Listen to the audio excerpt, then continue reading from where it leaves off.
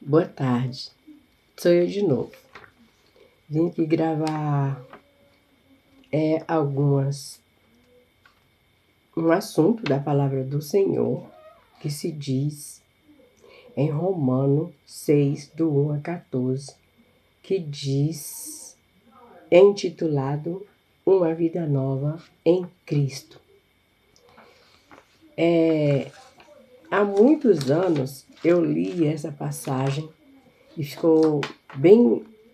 foi impactante para a minha vida.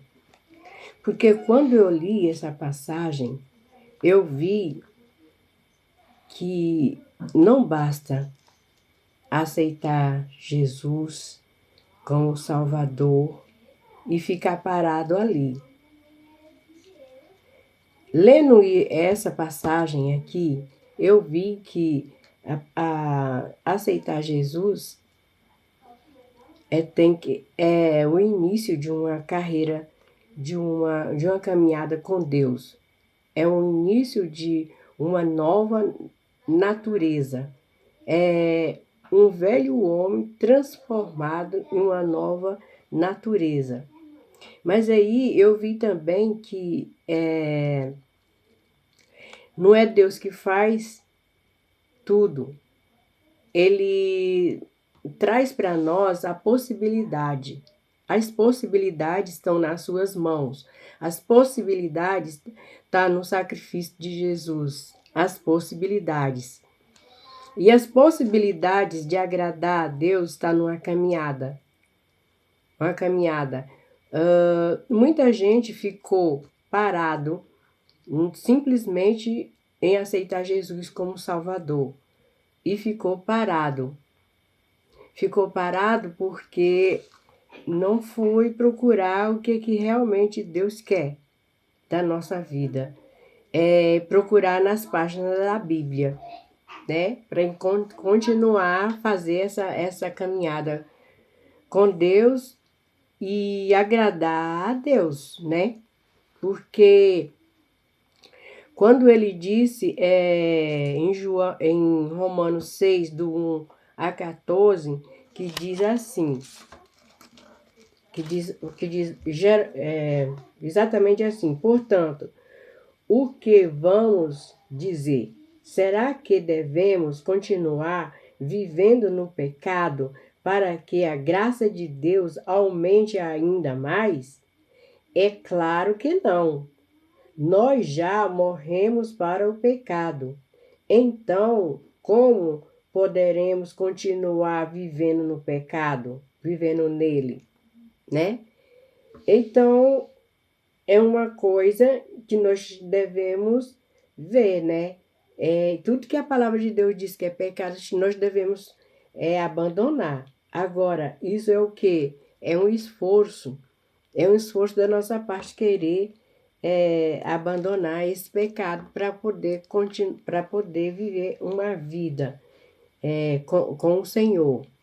Porque se nós aceitamos Jesus como Salvador e continuamos na nossa velha natureza, nunca vamos saber qual é a vontade do Senhor nas nossas vidas.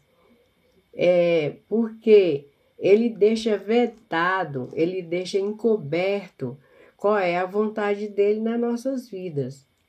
Que aí vem também o nosso querer. O nosso querer também é o quê?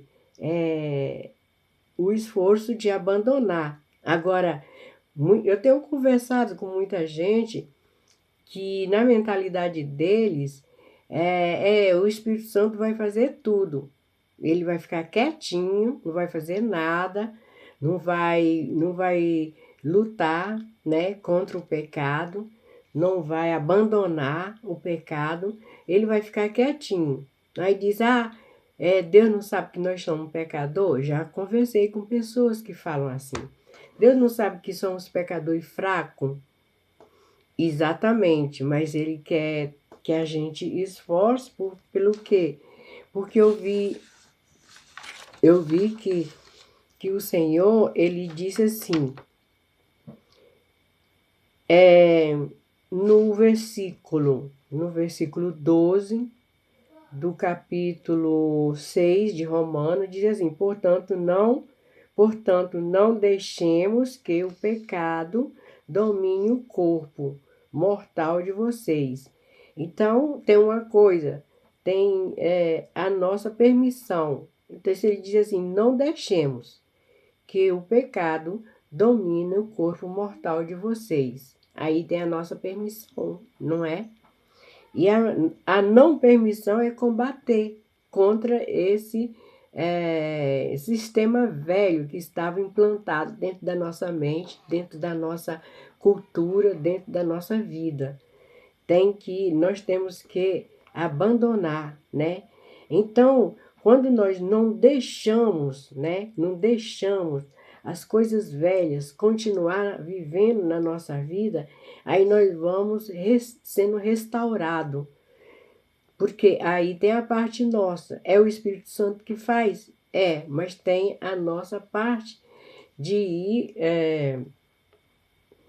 pedir, né? É igual você não ter dinheiro, mas ter um amigo que você confia muito e quando você está muito precisando, né? Você vai lá, olha, eu sei que meu amigo vai me emprestar, eu tenho certeza que ele vai me emprestar. Então você está precisando nesse combate contra o velho homem, contra a velha natureza, então você vai ao seu amigo, que é o Espírito Santo, para poder te fortalecer a você combater e vencer, né, o pecado. E os pecados indo combatido e vencido, então o Senhor vai se fazendo mais e mais ser conhecido de mim e de você. Não é? Tem gente que nunca escutou a voz do Senhor, nunca. Porque ele deixou os canais, como se diz, entupido, vamos dizer assim, entupido, né, o canal. Com o pecado, então, ele tá ali, tudo, mas você não sente a voz, não sente o prazer de estar com Deus e tudo. Então, pensando nisso, que eu vi também o pensamento. Por exemplo, você abandona, você obedece a Deus, deixando aquilo que dirigia a sua vida, aquilo que é pecado para Deus. Então, o ser humano vai lá e separa, e anula, e não quer viver naquela situação. Então, o Espírito Santo ele vai dando para você um renovo, né? Ele vai, como Paulo disse em outras cartas, ele vai tirando a roupa suja, a roupa velha e revestindo de um novo homem. E esse novo homem é sempre trazendo a natureza de Deus, trazendo aquilo que agrada a Deus, trazendo aquilo. Porque quando Jesus veio, ele não foi para fazer essa conexão daquilo que era desconectado do homem, da natureza destruída, da natureza caída, ao Senhor, a Deus. Então, ele vai desconectando você da velha natureza e conectando você em uma nova natureza. Mas é se você deixar, aqui mesmo no 12 ele diz, portanto, não deixem que o pecado domine o corpo. Então, quer dizer que a gente tem consciência disso, a gente tem controle disso, tem o controle. Não é que não tem controle, você vai lutando contra essa velha natureza e se transformando em uma nova natureza. Essa natureza você vai parecendo mais com quem? Com Jesus, com o Filho de Deus, com Jesus. Então, enquanto você está deixando o pecado usar o seu corpo, usar a parte que... Porque aqui tem, no 13 diz assim, também, não entregue, né, nenhuma parte do corpo de vocês ao pecado, para que ele use a fim de fazer o mal. Quer dizer, o pecado em nós, ele domina e ele faz em nós o mal. Um mal para nós, um mal para quem está de perto de nós, né? Então, Deus diz aqui na palavra, aí no 13, aí sempre no 6 de Romano, não deixe, não entregue, lute, né? Não deixe que o pecado domine o corpo de vocês. Porque se o pecado dominar o corpo, não sobra espaço para o Espírito Santo ficar, né? Porque em uma outra versículo da palavra de Deus diz que o pecado, Deus não habita no templo sujo, quer dizer, do pecado, porque ele precisa de limpar a gente para poder ter domínio na vida da gente, deixar Deus dominar a vida da gente para parecer mais com o nosso Criador, né? E a gente deixando o pecado dominar, afinal de contas, a gente vai praticar o mal, ou que a gente queira ou que a gente não queira. Porque a palavra mesmo em Romano está dizendo que diz que nós somos escravos daquele a quem a gente serve. Se nós somos escravos de Deus, do pecado, então servimos o pecado. Se somos escravos, quer dizer, servo de Deus, nós servimos a Deus. Então, os dois não podem ficar caminhando junto, né? Dizer, não, eu sou filho de Deus, eu até vou na igreja, eu até dou os meus dízimos, mas deixa a vida ser controlada pelo pecado. Então, lá, aquele pecado lá, é que está sendo o nosso Senhor.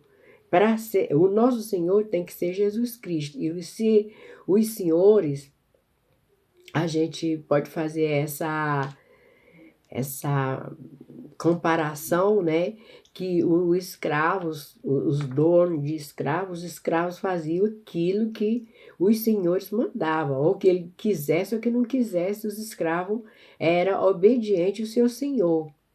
E então o nosso Senhor, que é Jesus, é o nosso Senhor e nós temos que ser obedientes a Ele. Ele é nosso Senhor para a gente obedecer a Ele, ou então somos escravos do pecado para obedecer o pecado, não é? E assim eu entendi essa palavra e aí comecei a ter batalha, né? A gente vence, tem coisa que a gente vence, a gente diz com a graça, aí vem a graça, né? A gente vem a graça porque a gente combate contra e diz eu não quero mesmo, eu não quero, porque aí, ó, olha só, o pensamento, os nossos desejos, não deixa que vocês devem obedeçam não possam obedecer aos desejos pecaminosos da natureza humana, não é? Porque os desejos, ele vem tocando nos nossos pensamentos, porque o Senhor nosso, ele não quer largar a mão de nós, né? O velho Senhor, o pecado, ele não quer abrir mão de nós. Então, ele vem florando sempre. Muitas vezes você nem percebe, está florando na nossa mente, descendo para o nosso coração e nos afastando do nosso Senhor Jesus Cristo, que é o pecado. Mas primeiro ele flora no pensamento. A gente não deve deixar que esse pensamento domine o pensamento do pecado domine, porque o pecado ele vem também pelo inimigo, né? Ele vem também, enquanto a gente está lutando, o inimigo também sugere, né? Que a gente volte a fazer as práticas velhas, né? E depois que a gente está se vestindo, lutando para se vestir de uma nova roupagem, de uma nova roupa, né? Do Senhor, no Senhor, está lutando aí para renovar, por renovo e tudo. Aí vem o inimigo, sugere a velha natureza e as velhas práticas. Aí tem a nossa luta, né? A nossa luta, e a gente tem que vencer. E aí a gente chama o nosso amigo, que é o Jesus, que é o Espírito Santo, para nos fortalecer, para não nos deixar voltar para aquela, né, para aquela velha vida, que de lá não tem nada de bom, né? E a vontade do inimigo é que nós nos perdemos, né? Que nós nos perdemos. Então, depois da mente dominada, ele flora na nossa mente. O pecado flora na nossa mente para fazer. Aí depois que nossa mente é dominada pelo pecado, pelo pensamento do pecado, aí vem a prática. Vem a prática. Em Tiago, agora que eu me lembro, tem escrito assim: ninguém diga que é tentado de Deus. Ninguém diga, porque o homem é tentado por suas próprias concupiscências. Venha as suas concupiscências, seus desejos, e depois do desejo concluído na mente, vem a prática, e aí depois que vem a prática, vem o quê? Vem a morte. Vem a morte. E muita gente pensa que uma vez salvo, para sempre é salvo, mas aí eu vi que nesse capítulo aí de Tiago está bem escrito, está bem claro, que ninguém diga que é tentado por Deus. A tentação vem ou do mal ou vem da sua concupiscência, mas se você deixar essa mente produzir aquilo que você transformou aqui na mente, passar a ação, aí vem a morte eterna. E igual Davi estava andando lá nos seus palácios, caminhando, enquanto a turma dele, o exército dele estava guerreando e tudo, ele estava descansando e caminhando ali em cima. De lá de cima ele olhou para Betseba, que estava ali tomando banho, nua, e ali ele vê a concupiscência. Ele olhou para aquela mulher, vê a concupiscência da carne, e aí ele deixou produzir o pecado, e o pecado produziu a morte. Mas Deus é misericordioso, ele pediu perdão e Deus perdoou.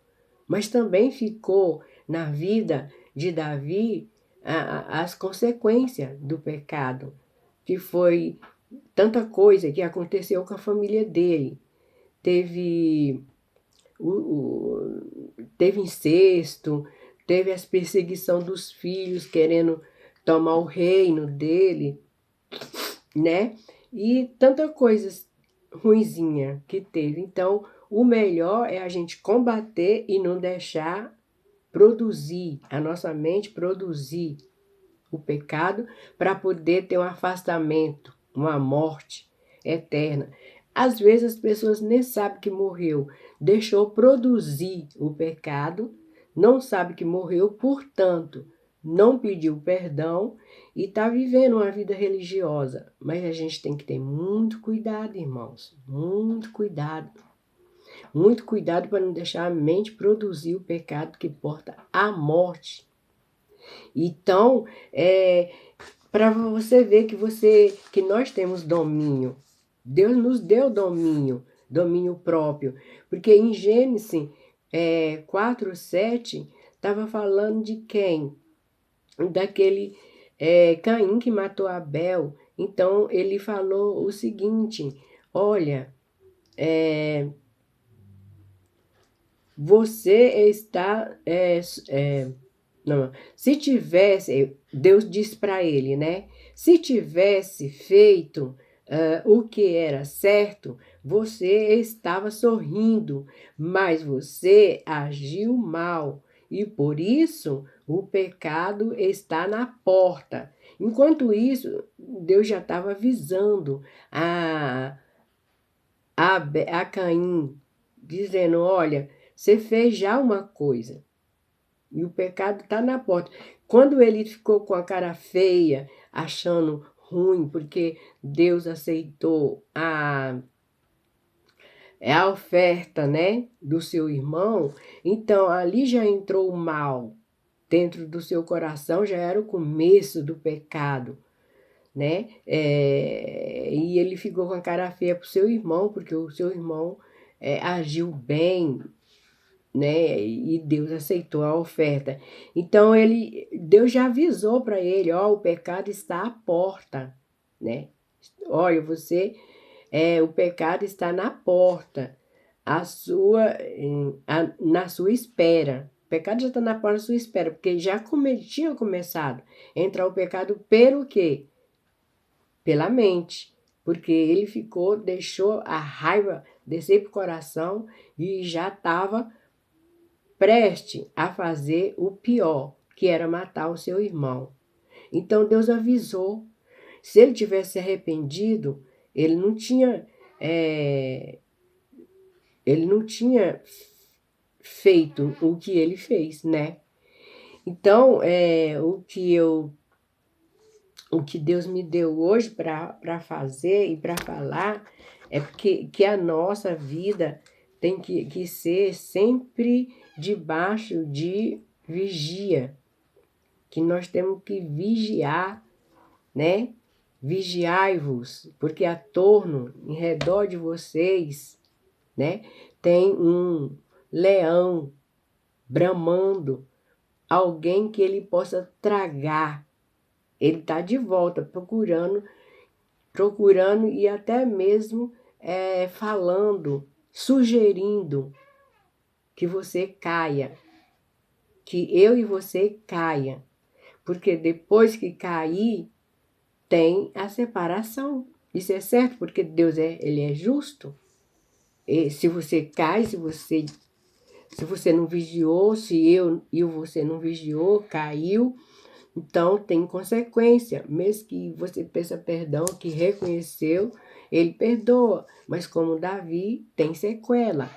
Então, a oração para mim e para você é que nós não caímos na tentação e que nós podemos ser sempre na vigilância, sempre vigiando para qualquer coisa, qualquer movimento, a gente sabe que não vem de Deus.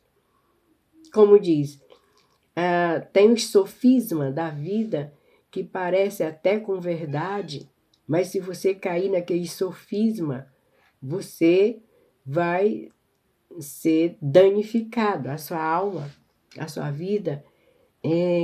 Se nós entramos, nós temos que ter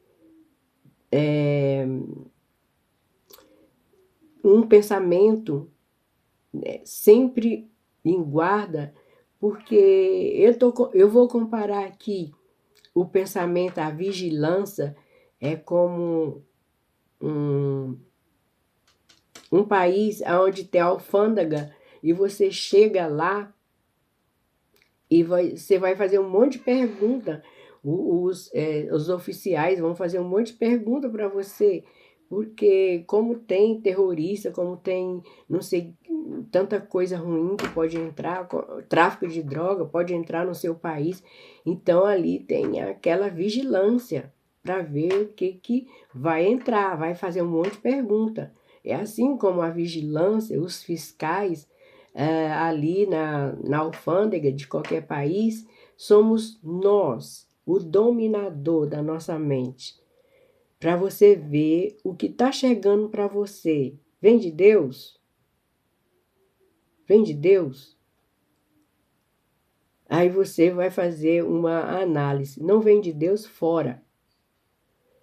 Se não vem de Deus, você não deve acolher. Ou então não deve ficar matutando aqui na cabeça para aquilo criar vida, né? Criar vida dentro de você que já foi chamado, já foi lavado, já foi lavado pelo sangue do Cordeiro, já foi escrito o seu nome no livro da vida. Então você está aí nesse processo. E então, enquanto você está nesse processo, vem muitos ataques carnais, ataques do diabo. Então vamos ser vigilantes. Viu, minha amada, meus amados? Era só isso que eu tinha que falar. E o sacrifício, né? Em Romano 12, eu gosto muito da leitura de Romano 12, do 1 a 2. É muito assim, muito bom. Ele é fortalecedor.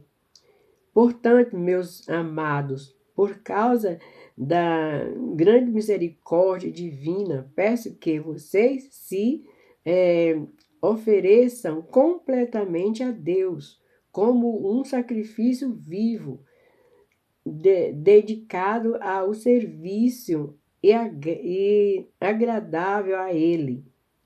Esta é a verdadeira adoração que vocês devem oferecer a Deus.